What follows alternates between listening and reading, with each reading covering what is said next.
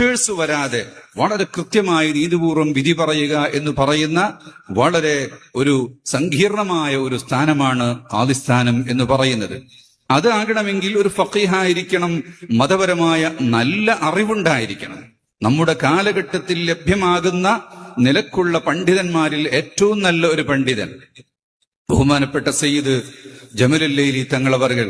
ആ നിലക്ക് ദർസ് നടത്തി പരിചയം ഉള്ള, ഫത്വ കൊടുത്ത് പരിചയം ഉള്ള, ദീനിയായ കാര്യങ്ങളിൽ വിധി പറയാൻ കഴിവുള്ള ഒരു പണ്ഡിതനാണ് എന്നത് ഖാദിസ്ഥാനത്തിന് ഏറ്റവും അനുയോജ്യമായ ഒന്നാണ് എന്ന കാര്യത്തിൽ യാതൊരു സംശയവും ഇല്ല.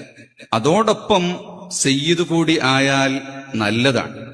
ഖാദിയാകാൻ സയ്യിദാവൽ നിർബന്ധമില്ല, പക്ഷെ സയ്യിദ് കൂടി ആയാൽ അതൊരു പ്ലസ് പോയിന്റ് ആണ്.